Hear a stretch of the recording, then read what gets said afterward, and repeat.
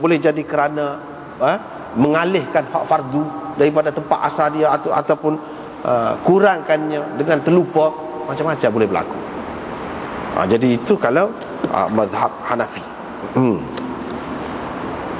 Jadi dia kata kalau kita perhati apa yang Nabi SAW sujud sahwi itu, dia tinggal gapo. Kalau kita perhati hak tu, hak dia tinggal tu tak lari sama ada hak fardu ataupun hak wajib. Ubah hak fardu daripada keadaan asalnya, ataupun dia tinggalkan hak wajib bagi mereka lah. Jadi di tasyahud itu duduk dia tu wajib bagi Hanafi. Adapun bagi Malik dia kata sunat saja.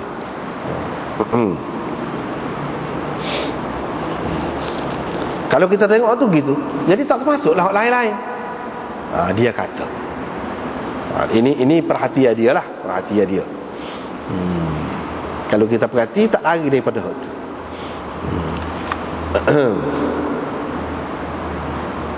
Lepas tu dia bahas lah ni, mengikut cara kaedah dia lah.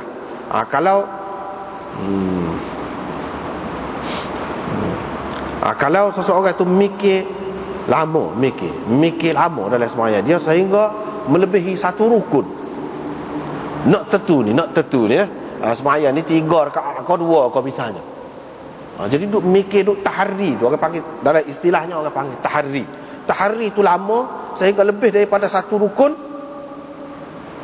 Itu dia. Maka kena sujud sahwi lah. Tapi kalau tidak sampai ke peringkat tu, tidak kena sujud sahwi. Tidak kena sujud sahwi. Sebab apa? Sebab ini tidak menggugat mana hak fardu ataupun hak wajib. Dia ikut itulah. Sebab mikir tu sekejap tu sehingga tidak sampai sepanjang satu rukun, itu tidak dapat dielakkan dalam sembahyang, dan itu dimaafkan. Kerana itulah tidak kena sujud sahwi. Walaupun hadis ni umum, dia sebut umum, kalau hak syak kau gapo kau kata dia, tapi kita kena pakai dengan makna hak khusus, hak ditunjukkan oleh Nabi sallallahu alaihi wasallam, iaitu tinggal hak wajib dan hak fardu. Sebab kalau semata-mata mikir, telitah fikiran tu kut lain, dia kata ada dalam hadis. Misalnya Nabi sallallahu alaihi wasallam pakai khamisah, selimut yang ada gambar-gambar, ada lukisan lah pada kain dia tu. Dia pun jadi ralik sembahyang tu. Ralik, mana terfikir ke situ lah, nampak tu. Dia pun kata, bawa ni kain selimut ni, bawa pergi kepada Abu Jaham yang hadiah ke dia ni, buat mari ke aku, hak dia nak uih hak lagi tu. Hak tu tak ada lagu ni. Ini telah melekakan aku, melalaikan aku daripada sembahyangku. Dalam setengah riwayat dia sebut syaghalat ni, ini telah mengganggu aku. Jadi gangguan-gangguan yang seperti itu tidak mewajibkan bagi mereka lah, tidak mewajibkan sujud sahwi. Ini telah berlaku pada Nabi sendiri.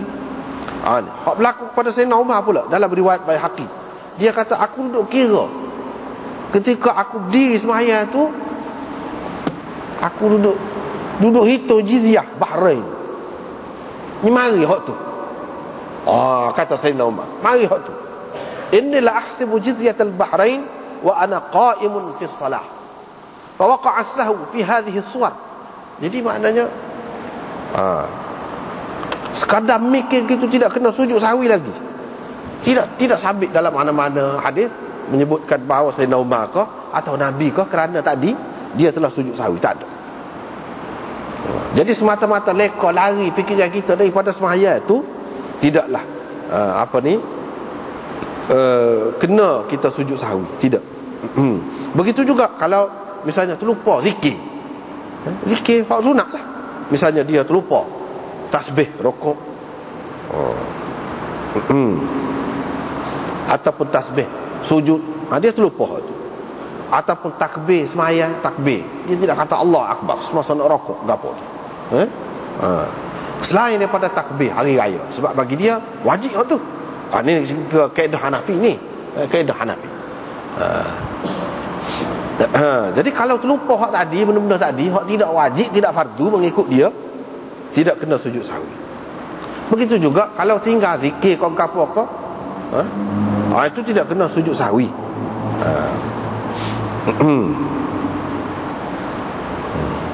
Tapi kalau tinggal hak wajib, wajib bagi dia lah dalam istilah dia. Wajib bagi dia dalam istilah dia. Misalnya tinggal tasyahud, tinggal qunut, bukan qunut subuh, dia tak ada. Qunut inilah, qunut witir kau misalnya, tinggal hak tu. Dan takbirat idain, takbir 2 hari raya tu, takbir dalam sembahyang tu, takbir tu kalau tinggal hak tu kena sujud sahwi. Bagi dia. Begitu juga kalau baca qahar tepat hak derah tepat hak qahar, kata dia kena sujud juga. Ni kalau mengikut mazhab Hanafi kena sujud juga. Jadi kalau kita perhati hak ni semua ni, kaedah saat ni, nampaklah kerana meninggalkan yang wajib ataupun mengubah hak fardu daripada kedudukan asalnya. Itu kesimpulannya. Tapi kalau kita tengok dalam mazhab Syafi'i, dia kata sujud sahwi ni sunat, bukan wajib. Maknanya kalau Hanafi ni wajib ni makna dosa kalau tak buat. Cuma semaya tu sah, semaya sah. Gitu. Supaya dia tasyahud ke apa, bila dia kata wajib, maka kalau tinggal dosa. Tetapi kalau semaya tu bila tinggal sah ke tidak? Sah. Tapi dia dosa. Gitu istilah dia. Lepas tu hak wajib ni lagu mana, hak fardu lagu mana, itu cerita lain pula. Itu dia. Kalau mengikut Syafi'i, sunat. Sujud sahwi ni sunat. Mana kalau tak buat, sah semaya tu. Walaupun orang tu dia katakan kerana dia tinggal dia kena sujud sahwi, dia tidak sujud sahwi, sah ke tidak? Sah, sebab sunat. Bukan wajib sujud sahwi itu. Sunat sujud sahwi. Dia bagi buat tu pula. Dia kalau mengikut kaedah Syafi'i, kerana 4 kali sunat sujud sahwi. Yang pertama, kerana meninggalkan mana-mana sunat ab'ad. Sunat ab'ad tinggal.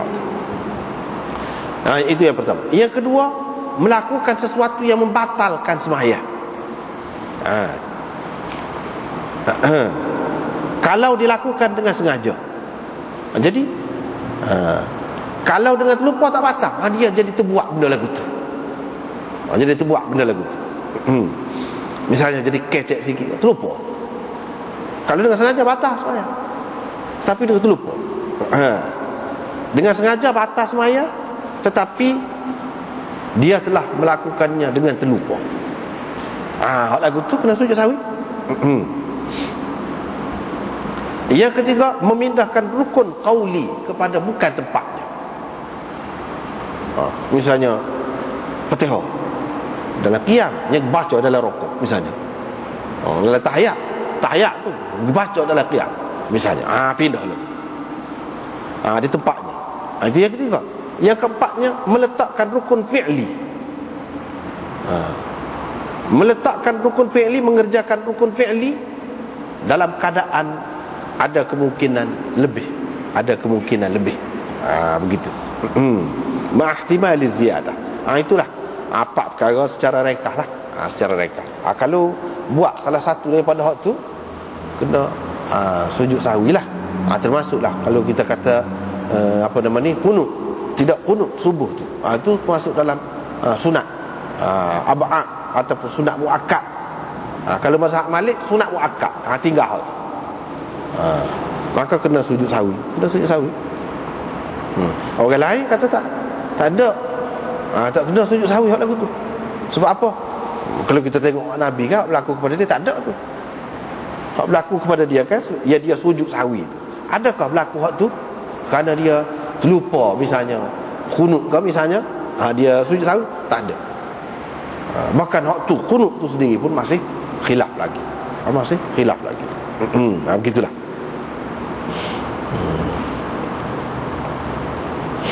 Tak apalah, habis itu. Lepas tu Abu Daud kata, Hisham bin Sa'ad dan Muhammad bin Mutarrif meriwayatkan hadis ini daripada Zaid, daripada Atha bin Yasar, daripada Abi Sa'id Al-Khudri, daripada Nabi SAW. Yang ini serupa dengan Muhammad bin Ajlan. Ibnu Ajlan ni juga meriwayatkan hadis ini daripada Zaid. Tapi hadis Abi Khalid Ashba', kata Imam Abu Daud. Hal ni Abu Khalid ambil daripada Ibnu Ajlan. Hak kita duduk baca ni lah. Hak ni lebih sempurna, kata Abu Daud. Maknanya riwayat Hisham bin Sa'ad, Muhammad bin Mutarrif daripada Zaid itu tidak lebih lengkap daripada riwayat Ibnu Ajlan ini, bagi Abu Daud. Bagi dia lah, setakat hak dia tahu. Tetapi mana ulama-ulama hadis kaji lagi, dia kata tidak. Bahkan riwayat Hisham bin Sa'ad, hak Abu Daud kata riwayat Abu Khalid lebih sempurna daripada riwayat dia ni. Bagi orang lain, bagi Tahawi, hadis Hisham bin Sa'ad ni lebih sempurna lagi daripada hadis Abi Khalid ataupun hadis Muhammad bin Ajlan. Abu Khalid ni dia ambil perawi bawah lagi. Abu Khalid ambil daripada Ibnu Ajlan, Ibnu Ajlan ambil daripada Zaid bin Aslam. Itu dia. Jadi supaya kita tengok sini dalam kitab kita ni 401, Imam Tahawi mengemukakan hadis Hisham bin Sa'ad. Imam Abu Daud tak kemukakan. Dia hanya buat mari sini qala Abu Daud, di bawah qala Abu Daud dia sebut gitu. Dan dia menggambarkan riwayat Hisham bin Sa'ad itu kurang lagi daripada riwayat Abu Khalid. Padahal Tahawi meriwayatkan hadis Hisham bin Sa'ad dalam Syarah Ma'anil Atharnya selepas mengemukakan hadis Ibnu Ajlan. Inilah hadis kita, kalau kita duk baca daripada Zaid, dia kata gini, Tahawi kata fa dzakara bi isnadihi mithlahu, dia pun sebutlah yakni Hisham bin Sa'ad ini dengan isnad dia serupa dengan riwayat Ibnu Ajlan itu juga.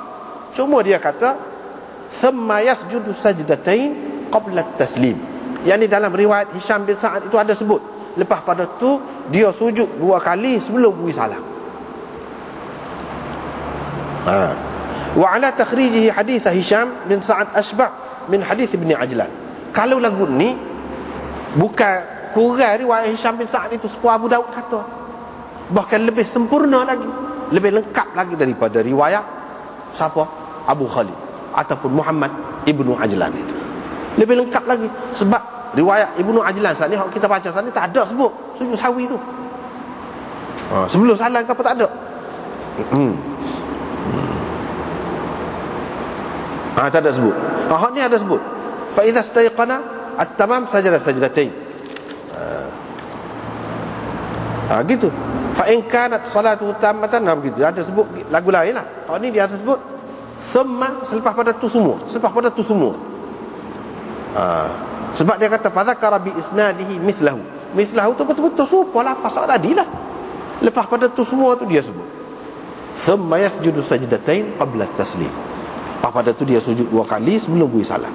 Bermakna mengikut riwayat Imam Tahawi, riwayat Hisham bin Sa'ad ini lebih sempurna lagi, lebih asbah daripada riwayat Abi Khalid. Gitu. Adapun hadis Muhammad bin Mutarrif, Imam Abu Daud kata Muhammad bin Mutarrif, ada juga riwayat daripada Zaid ni. Tapi dia ayat gitu dia tak mari hadis dia tu. Hak ni Imam Ahmad bukakannya dalam musnadnya. Ada mari sanad dia tu. Adalah tu. Ada atas tu Atha Zaid bin Aslam, Atha bin Yasar dan Abu Sa'id Al-Khudri. Jadi sebab tadi lebih kurang tu.